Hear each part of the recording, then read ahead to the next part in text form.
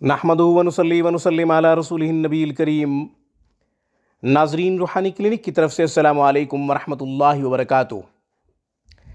ناظرین، آج کا عمل ان کے لیے ہے جن کو بار بار پیشاب آتا ہے، تنگ کرتا ہے، بار بار پیشاب کی شکایت ہوتی ہے، سفر میں بھی پریشان ہوتے ہیں، رات کو بھی بار بار سوتے ہوئے پیشاب کے لیے جاگ ہو جاتی ہے، پیشاب کی تنگی کی وجہ سے بار بار اٹھنا پڑتا ہے، ان کے لیے خوبصورت عمل۔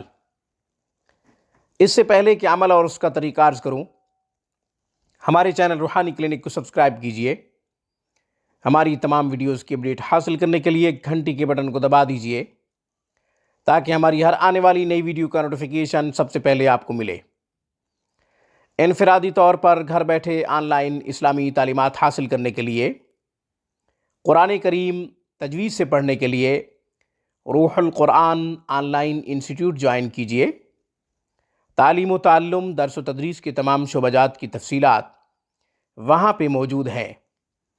ناظرین، جیسا کہ شروع میں عرض کیا ہے، آج کا عمل ان خواتین و حضرات کے لیے ہے جن کو بار بار پیشاب تنگ کرتا ہے، سفر میں، گھر میں بار بار پیشاب آتا ہے، مجلس سے اٹھنا پڑتا ہے، رات کو بھی بار بار اٹھنا پڑتا ہے، جاگ ہو جاتی ہے، نیند خراب ہو جاتی ہے، 4-6 دفعہ 8 دفعہ رات کو پیشاب کے لیے اٹھنا پڑتا ہے، تو انشاءاللہ اس عمل کی برکت سے ایسا نہیں ہوگا، اس بیماری سے شفا مل جائے گی۔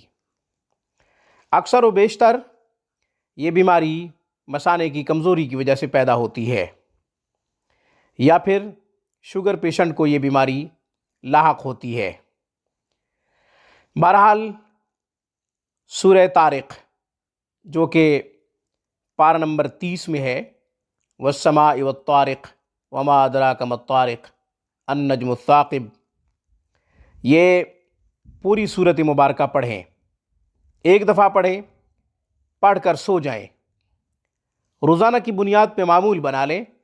رات کو سوتے ہوئے اگر سورۃ ملک کا معمول ہے تو بہت اچھی بات، ورنہ سورۃ ملک کا معمول بھی بنا لیں اور سورہ طارق کا معمول بھی بنا لیں، دونوں صورتوں کا معمول بنا لیں۔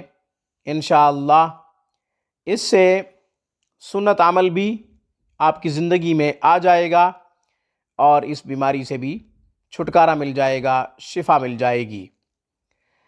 آج کی گفتگو میں بس اتنا ہی۔ السلام علیکم ورحمۃ اللہ وبرکاتہ۔